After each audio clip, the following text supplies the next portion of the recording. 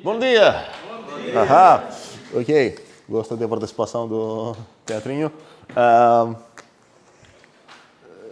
Vamos ver pouquíssimas coisinhas, porque não tenho muito tempo para essa aula, sobrando para álgebra. Primeiramente, tenho alguma dúvida. Eu tenho uma briga, porque ainda não vi essa ideia de kernel em normal. Era a ideia de, a partir de um kernel, eu posso chegar em um subgrupo normal. E tinha ficado meio verificar como que poderia, o que significaria o caminho contrário. Temos alguma nova ideia sobre isso? Qual seria a dificuldade lá? Lembramos? Começa com um certo n, que ele é subgrupo normal do meu grupo G. E a pergunta é, eu quero pensar que essa corresponde a um certo kernel. Só que para falar de kernel eu preciso de uma função, um morfismo.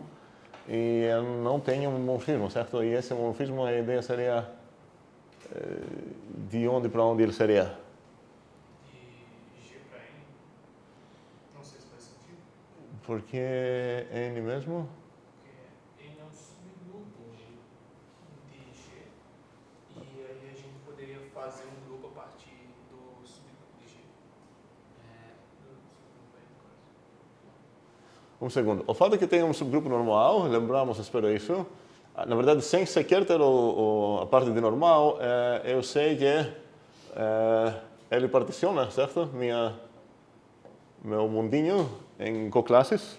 E ainda mais, pelo fato de que ele é normal, eu sei que as coclasses esquerdas e direitas são as mesmas coisas. Eu sei que não é apenas uma relação de equivalência essa, mas ainda mais é uma congruência, sim, certo. Tudo isso é a partir de normal, que é tudo isso a partir da cabeça de Galois. Mas aqui, então, estou começando com isso, estou procurando ver se eu consigo chegar a um certo fim que ia me dar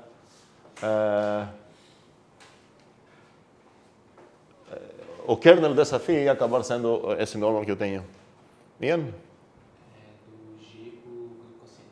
Muito bem, certo. A ideia, então, é considerar uma função que vai do próprio grupo G para o grupo quociente Gn. E tem uma maneira muito natural para mandar cada bichinho aqui, que eu tenho, cada pontinho,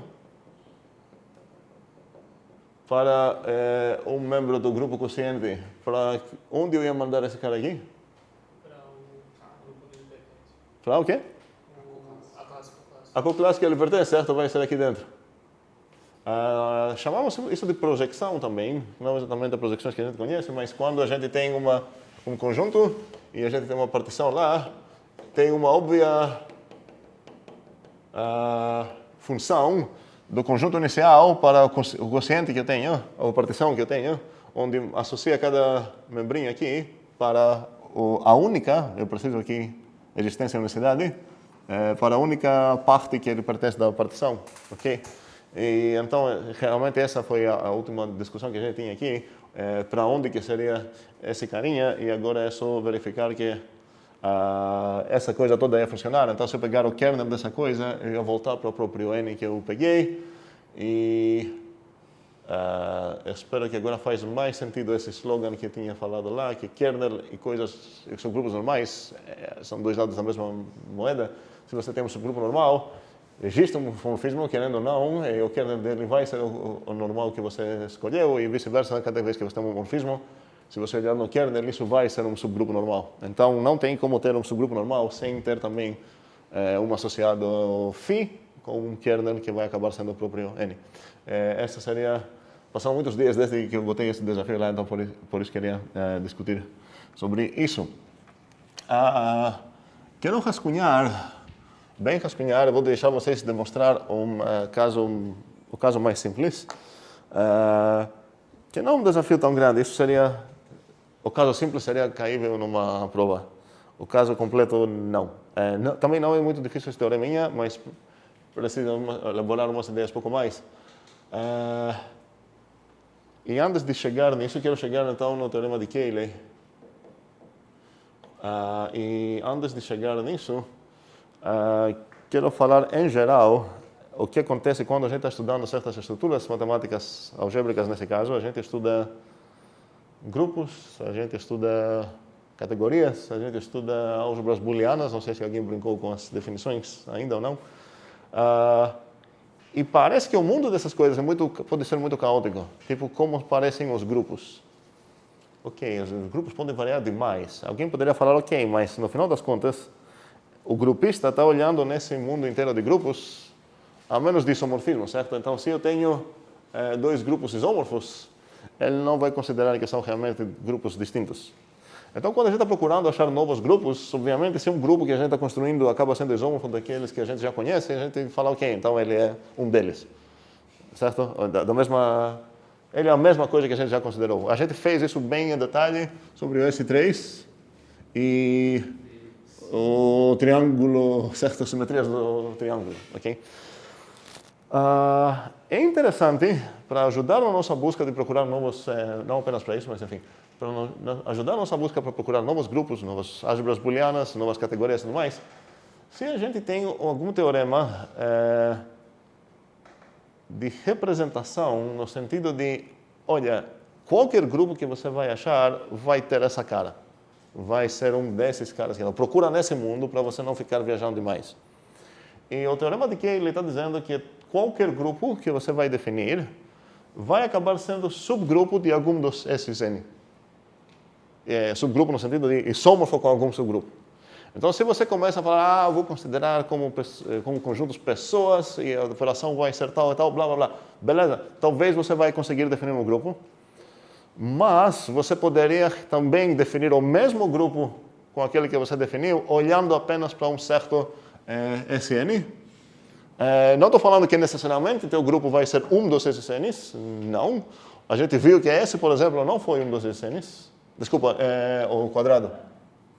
A gente viu, espero que vocês lembrem que isso não foi isômorfo com esse 4, mas foi o quê? Ele foi isômorfo com um certo subgrupo do S4. E aqui ele está dizendo que isso não foi coincidência. Faz sentido isso? Então, para qualquer grupo do mundo que você vai definir, ou se você encontrar, você consegue encontrar esse grupo que você descobriu lá dentro dos subgrupos de algum desse cara aqui. Faz sentido isso para todos? Pelo menos o enunciado. É mais fácil demonstrar o caso para os grupos abelianos. Então, a gente poderia começar, essa seria a parte que considero caível numa prova para o nosso nível, nosso assunto aqui, demonstrar isso apenas para os casos abelianos. E depois, para generalizar isso para os grupos sem ser abelianos necessariamente, também temos ferramentas que precisamos, não vai precisar de nenhuma ferramenta pesada, só que precisa um pouco mais inspiração. E a ideia seria demonstrar isso por indução. Por indução no tamanho do grupo que quero construir. Eu vou deixar isso assim. Não, peraí um segundo, estou viajando aqui. Desculpa, estou misturando os dois teoremas.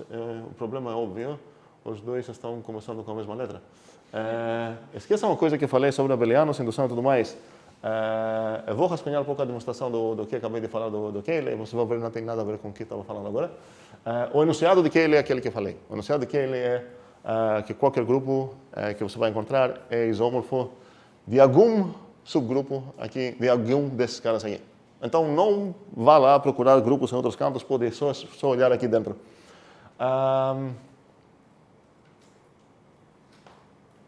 Agora falei essa coisa também, o nome de Cauchy.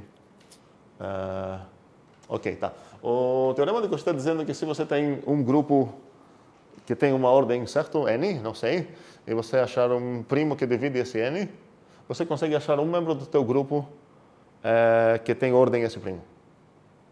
Faz sentido isso? Então, se eu tenho, vamos dizer que o G é igual a N, e você tem que o P divide o N, então existe um Gzinho no Gzão, tal que a ordem de G é o P. É parecido com o... Não, mas não, nem inverso exatamente, nem recíproco na verdade, mas deve lembrar um pouco o que a gente fez lá com Lagrange. E isso vou deixar para vocês pensarem. Aqui seria realmente dividir nesses casos de, primeiramente, atacar a parte abeliana.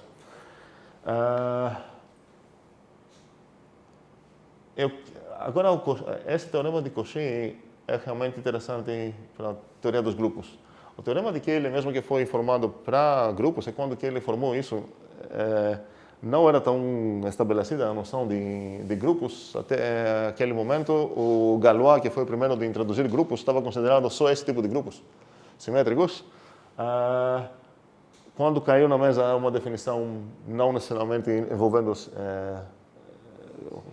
assim, permutações, Cayley demonstrou que, ok, eu posso achar uma bissecção entre esse cara e esse lá. Ele não pegou realmente a parte de isomorfismo, era muito cedo ainda, mas o teorema essencialmente seria isso. Então o desafio aqui seria realmente conseguir achar uma bissecção, que é um isomorfismo ainda mais, entre o grupo arbitrário e procurar achar um conjunto aqui.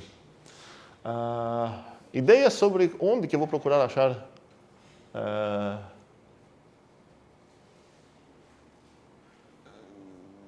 onde que eu vou procurar achar um grupo simétrico. Grupos simétricos, se eu tenho um conjunto, certo? Qual grupinho seria o grupinho de todas as simetrias de A? Qual seria o carrier set dele? E qual seria a operação? A gente fez isso, acho que só não introduzi a palavra assim, ou notação assim. O A é um conjunto qualquer, certo? Eu quero botar uma estrutura de grupo. O que seriam as simetrias do A, nesse caso? Seria o espaço de funções, já tá? Muito bem. E, inclusive, elas são, não de todas as funções. Sim, muito bem. E qual seria a operação? Composição. A identidade seria a identidade do A, que obviamente é uma bissecção, a gente já tem isso. E os inversos seriam o quê? Os inversos, que eu sei que tem inversos porque são bissecções, certo? E essa coisinha é um grupo chamado grupo de simetrias de A. E a pergunta aqui seria onde que eu vou procurar achar um conjunto A, de tal forma que meu grupo ia acabar sendo subgrupo desse. Faz sentido o que eu estou falando? Então você começa, sei lá, com o teu grupo favorito, talvez não esse 3, ou talvez esse 3, talvez esse cara aqui. Qualquer grupo que você vai começar, a ideia é procurar um certo conjunto A, tal que o que é, teu G vai acabar sendo isômorfo a um certo, sei lá, H, que vai ser subgrupo do sim de A. E a pergunta é, onde que você vai achar esse A? Estamos entendendo o que está acontecendo? Ok. A resposta é muito mais simples do que talvez pareça pela toda a introdução. Davi? Uma dúvida, na verdade. Porque se a gente está dizendo que qualquer grupo que for escolhido, ele vai ter um S3 que é isômorfo, um S3 que... Não seríamos S3, aqui estou generalizando, certo? O S3 você pode ver ele como completamente isômorfo a essa coisa aqui, como isômorfo a esse aqui, certo? S ou S3. Sim. S1, S3, certo? Desculpe, Ok. queria dizer, eu só disse a coisa errada. Então, segundo, eu falei inicialmente esse N, mas isso vai servir apenas para os grupos finitos, certo? Então, O teorema vai ser geral até para infinitos, é só trocar a restrição de pensar em N aqui e pensar em cima A, onde A é qualquer conjunto você quer. Então, no final das contas, aqui ele está dizendo para ti qualquer grupo que você vai formar, eu consigo um grupo isômorfo com o teu, que vai ser subgrupo de algum desses caras aqui. Faz sentido? Ok. E a ideia agora, a pergunta seria onde que eu vou procurar isso, e vamos ver se alguém tem alguma ideia e deixar isso como dica para todo mundo depois fechar os detalhes. Eu tenho isso, certo? E agora estou procurando achar tal que o meu grupo vai ser isômorfo como certo subgrupo desse simétrico A. G, ok, uma opção bem, falei que a coisa não é tão difícil aqui de pensar, seria o conjunto G, onde G é o carrier set do G caligráfico. E qual... Tá, vou deixar vocês pensarem sobre qual vai ser o subgrupo desse carinha aqui, que vai corresponder no G. Aqui tem todas as bijecções dentro que posso formar entre o G, certo? Aqui tem alguma ideia para chutar? Nesse nível seria só chute mesmo. Não foi, o próprio G, não. E a gente já tem um contra-exemplo, foi no S4, certo? Aqui você vai precisar isolar certas bijecções aqui para falar, ok, essas são as bijecções que vão formar o meu G. Como? Imagem de quem? Para falar imagem, precisa uma função, certo? Aqui não tem uma função. Davi? Não sei se vai ter embasamento isso, mas seria o que é phi, onde phi é uma função de sim de G para G. Peraí, tem quantos codomínios essa coisa? Tu falou de G, de sim para G, para G? Não, desculpa. Não. De sim de G para G. Por que você está querendo, uma pessoa falou de imagem, outra de Kerr, eu entendo que provavelmente vocês ficaram estudando sobre Kerr nessas imagens esses dias, mas aqui não tenho realmente uma função para pegar nem o kernel nem a imagem, você está falando mais ou menos, eu vou procurar achar primeiro a função, depois vou pegar o kernel. Ok, seria factível, mas não. Como parece, quais são os membros então aqui? Funções de G para G, bisecções de G para G, certo? Então, qualquer bichinho que pertence aqui é uma funçãozinha de G bijetiva para o G. Ok, então praticamente meu objetivo aqui seria mandar cada Gzinho aqui para uma função de G para G em tal forma que vai ser isômorfo e tudo mais, certo? Então, não pode ser completamente aleatório, eu não poderia mandar todo mundo na identidade, por exemplo, isso não ia ser isômorfo. Alguma ideia para onde que vou mandar o Gzinho? Eu quero ver mãos. Tem uma mão, duas, três. Gustavo. A minha ideia era meio que definir uma função de f, uma função f para cada Gzinho, que é f desse Gzinho e o resultado desse é o Gzinho multiplicado pela entrada? Perfeito, ok. Essa ideia vai funcionar. Então aqui, tem outra ideia?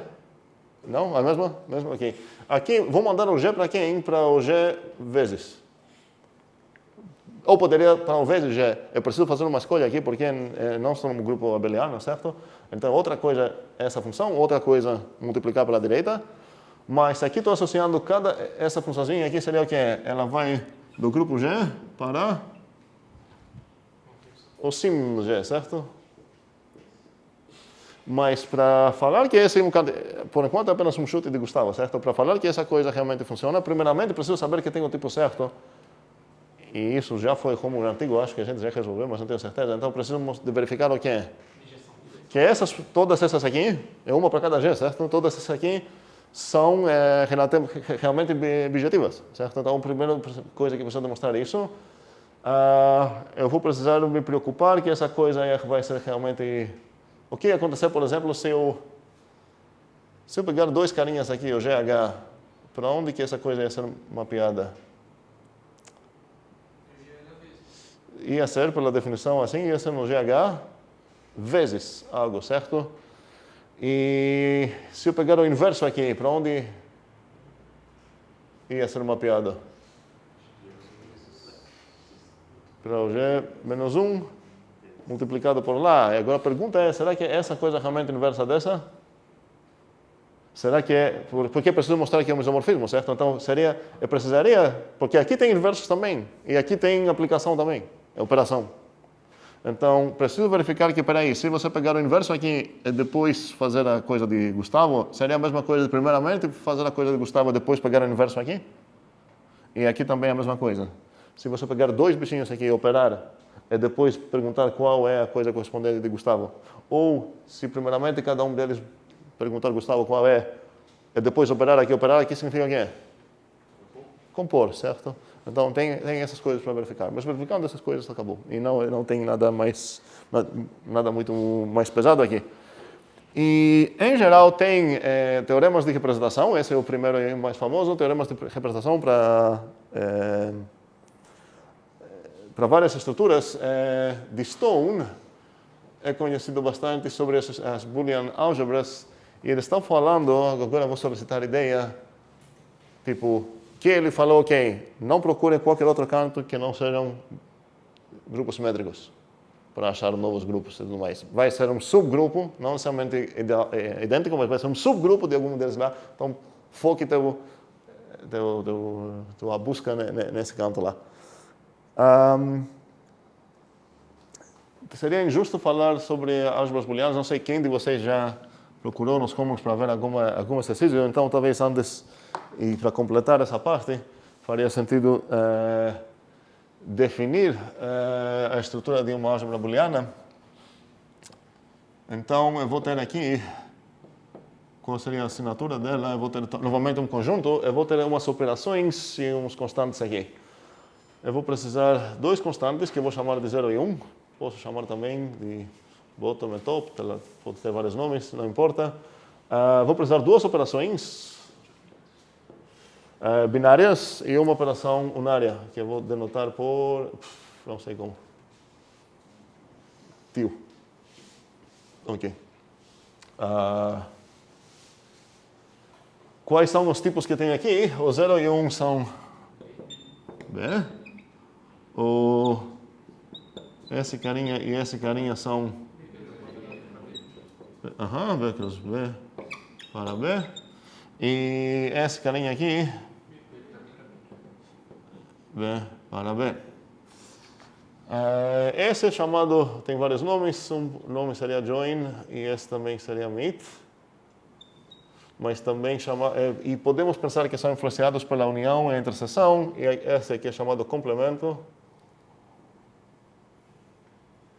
A álgebra booleana, e eu não falei os axiomas ainda, a álgebra booleana mais famosa, que vocês provavelmente conhecem, seria se eu pegar apenas como conjunto algo que a gente vai acabar chamando true-false, ou false-true, melhor.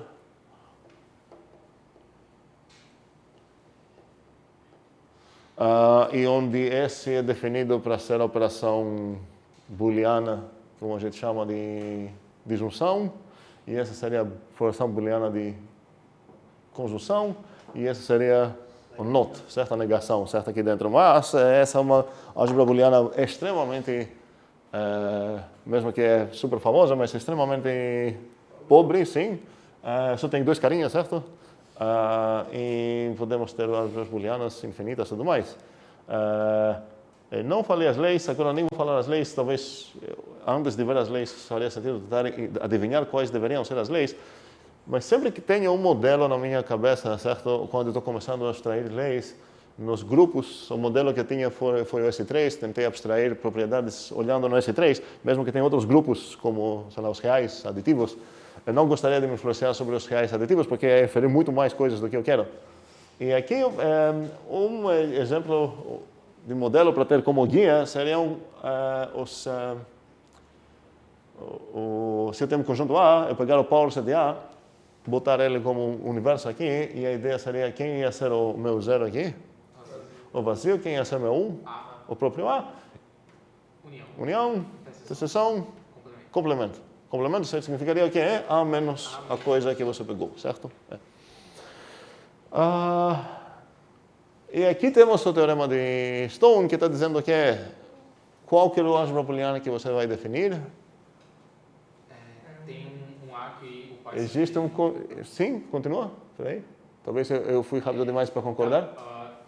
Tem uma álgebra booleana que é pai set de A, assim, nesse formato, e vai ter uma sub-álgebra booleana. Exatamente. Então, qualquer álgebra booleana que você vai considerar não é necessariamente uma dessas, mas está dentro de alguma dessas, certo? E esse é bem característico para vários teoremas de representação. Outras dúvidas? Não, ok. E acho que podemos parar aqui, talvez. Não, quero dar só mais duas definições de estruturas algébricas, porque vocês falaram para mim, que isso eu não lembrava, que em vez de A sequer aparece a definição de espaço vetorial. E que aparentemente aparece em outra disciplina, que seria a álgebra linear 2. Tem um nome estranho, não tem? Só? Não tem alguma coisa de computação, né? Ok, tá.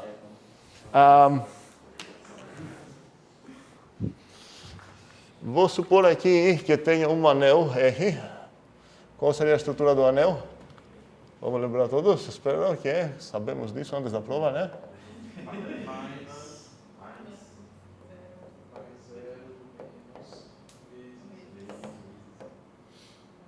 Ok.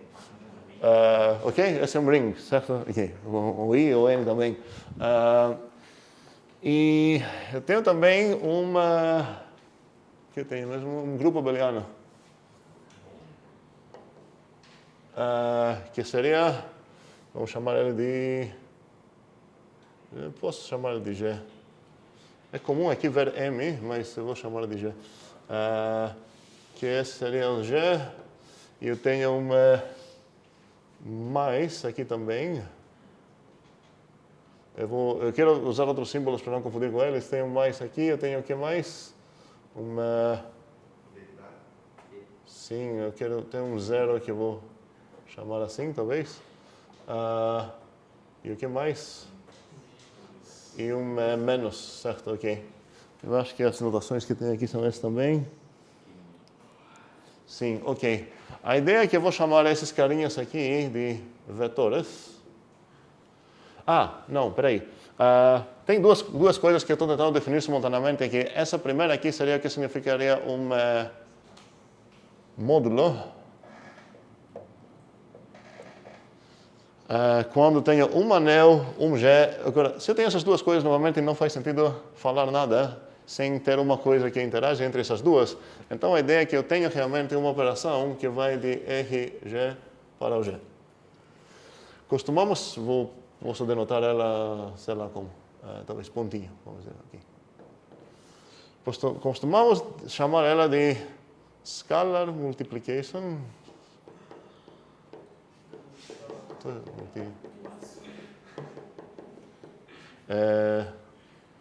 Eu vou chamar ela de escala aplicação, para ficar mais curto. E ela precisa satisfazer certas coisinhas, comportar bem com as estruturas que tem aqui. Eu vou consultar ideias do que significaria o que eu vou exigir. E já para adiantar, aqui estou escrevendo o que seria um R module. O que significaria que esse G, um R module, significa que tem uma operação que satisfaz as leis que vocês vão sugerir aqui. E isso não é um espaço vetorial, certo? Isso é chamado module, R module. Para ter uma coisa, um espaço vetorial, a única coisa que muda é que aqui eu vou precisar ter um corpo. Então, se por acaso aqui tem um corpo, mais 0 menos vezes 1, eu fecho aqui, mas lembrem que aqui eu consigo solicitar inversos, só que não fazem parte da estrutura, porque blá blá, os zeros e tudo mais.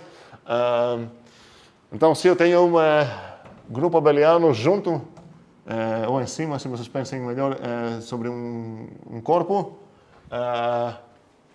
e tenho uma multiplicação definida entre, nesse caso seria entre o field e o G, talvez deveria chamar isso de V, para lembrar de vetores aqui, ok? Que vai estar com esse tipo. Nesse caso, eu vou chamar isso de espaço vetorial. Faltam aqui os axiomas, que vocês vão falar quais deveriam ser. E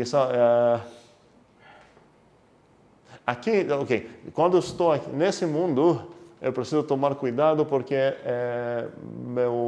qual lado eu estou falando. Então, aqui, tecnicamente, não tenho apenas a ideia de module, tenho module esquerdo e direito também, porque meu anel não é necessariamente comutativo. Nos espaços vetoriais não existe espaço vetorial esquerdo e direito, porque já o corpo tem comutatividade aqui, nos leis, então tanto faz, não vai fazer alguma diferença. Então existe só uma noção de espaço vetorial, mas existem noções laterais para os modules. E, certo, vamos terminar a aula solicitando ideias sobre o que seria o que deveria ser a multiplicação escalar. Vamos ficar no mundo dos fields, para não ter alguma... que acho que é mais conhecido, pelo menos vocês estão mais perto da ideia dos espaços vetoriais. E eu vou já adiantar, como falei, o nome da teoria dos corpos ordenados completos para os amigos é como? teoria dos corpos completos, corpos ordenados completos. Cálculo, certo? Análise real, cálculo, esse é o nome que tem. E a teoria dos espaços vetoriais é chamada álgebra linear. Tá? A álgebra linear estuda os espaços vetoriais e as setas certas entre eles, que são chamadas transformações lineares. Então, temos também uma categoria aqui, onde os objetos seriam os espaços vetoriais e as setinhas seriam transformações lineares. Alguém pegou a álgebra linear aqui? Não? Ninguém? Tá. Mas a álgebra linear seria o que a gente fez aqui para a teoria dos grupos, no início seria a álgebra linear a partir desses axiomas. Agora, ideias. O que significaria que essa coisa comporta bem com as coisas que tenho aqui, certo? Eu posso formar certas coisinhas aqui, quero ideias de que significariam. E podemos chutar, talvez, umas coisas que a gente vai acabar escrevendo aqui, podem ser inferíveis. O mesmo chute, o mesmo joguinho a gente fez no início nos inteiros, umas coisas acabam sendo inferíveis a partir da outra. Quero ideias, tanto de teoremas que tem cara de axiomas ou de axiomas mesmo. Gustavo? O 1 Aham. do anel multiplicado escalarmente por algum x no meio, sei lá, x. Escala aplicado, então. O então, qual um tu está falando aqui? Um dos anéis. Dos anéis ou dos corpos também, né? Aplicado em algum vizinho. Vou costumar escrever em negrito os caras do V. Deveria ser o quê? V. Certo. Espero que é óbvio que essa coisa não poderia ser inferível nem a partir disso, nem a partir disso. Okay? Faz sentido para todos isso? E esse dizer aqui está negrito também. Ok. Bem, aceitamos isso como plausível? Outra ideia, outra pessoa, Isaac? Como? O zero, ok. Talvez, se a gente lembrar o que aconteceu nos inteiros, essa coisa talvez a gente vai conseguir demonstrar, certo? Eu vou deixar vocês pensar nisso. Deveria ser o quê? Zero, ok. Outras ideias? Ian? Aquilo distribui sobre o mais Como? o V. Não entendi nada, fala de novo? A multiplicação escalar distribui sobre o mais o V. Ok, do V. Então, nesse caso, significaria que se eu tenho um Rzinho aqui, Vezes, aí V mais U, U, mais V. aham, isso deveria ser, R vezes V mais R vezes U. já me arrependi no negrito, outra conversão é botar setinhas em cima disso, que custa menos tinta, aparentemente. R escala aplicado com o U, ok. Outra ideia? Sim, Davi? Seria o contrário. Uhum. O mais distribui sobre a produto escalar. Se eu tenho o R, então? No caso seria R vezes R mais S, Ok. vezes V é igual a RV mais, e o mais do vetorial, Muito bem. SV. SV, ok. S, muito bem. E alguma mais precisamos provavelmente, porque se fosse só isso, qual seria uma objeção aqui? Se fosse só isso que a gente tem, se fosse só esses axiomas, na verdade, como eu falei, essa coisa aqui realmente eu vou deixar vocês inferir, mas se fossem só essas coisas, deveria perceber já uma bobagem aqui. Qual é? Não, tu tem... esqueceu, né? Mas esqueceu menos. O menos, olha, com nossa experiência do que está acontecendo, essa parte aditiva aqui tem um interplay no sentido de a gente conseguiu até mostrar que se respeitar só isso, vai respeitar tudo e tudo mais. Nesse sentido, essa coisa talvez vai acabar sendo inferível com as outras partes aditivas que temos. Sobre o menos, talvez a gente também vai ter uma coisa para ver. Mas a ideia aqui seria o quê? Que se eu pegar o menos R escala aplicado com um certo V, isso deveria ser igual? Menos Ok? E tem uma parte principal que a gente está ignorando, que é essa parte que eu queria focar. Sei qual? Bolinhas? Talvez. Menos bolado. Ah, obrigado. E tem outra? Não. Certo. Mas tem uma parte grande que estamos esquecendo aqui, porque aqui tem parte aditiva e parte multiplicativa também. E a gente só pegou de parte multiplicativa 1. Estamos esquecendo o que é? Associatividade da multiplicação. Não sei, não, peraí, não estou falando de axiomas. A gente está esquecendo essa coisa aqui, certo? Então, a gente falou, olha, aqui tem a adição do anel ou do corpo, o que tem aqui, certo? Faria sentido me preocupar sobre a multiplicação também, certo? Então, nesse caso, eu precisaria ter alguma coisa a mais sobre o que acontece se eu multiplicar, e eu vou escrever essa multiplicação assim aqui, para não confundir. Ok? Esse portinho é pequeno, tá? Esse é grande. Escala aplicado com V seria o quê? F escalar multiplicado com S escalar multiplicado com V. Faz sentido isso também? Certo, ok. Isso não posso chamar de associatividade porque não é a mesma operação. Certo? Faz sentido? Ok. Na verdade, a gente vai acabar escrevendo, normalmente você escreve só isso. Certo? Dá para entender o que está acontecendo aqui. A partir dessa regra, você nem precisa botar parênteses. Dá para inferir que aqui é a multiplicação do anel do corpo que você tem e aqui é a escala de aplicação que você tem entre isso. Alguém pode me lembrar como que eu lembrei que queria falar isso? Ou... Foi o quê? Não.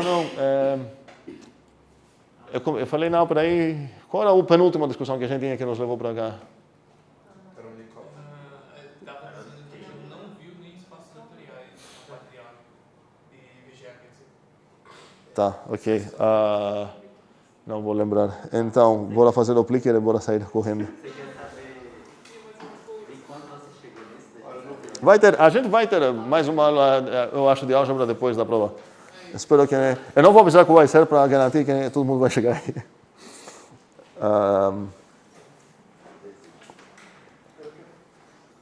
acho que é uma categoria.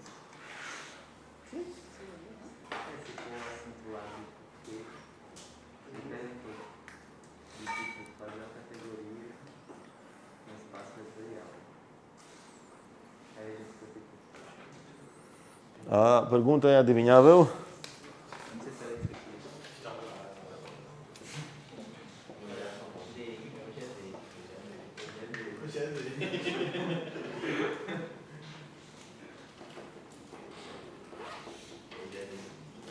Pronto para a prova? Sim, não. Tá? A, B, C, D, I, A. Conjunções, relações. Só uma dúvida. O senhor tem acesso a quem respondeu o quê? Sim ou Sim. ok? Mas nunca vou olhar isso. Ok. Não me importo. Me importo mais ver a porcentagem de como anda. Não vou entrar no trabalho e ver quem respondeu aqui.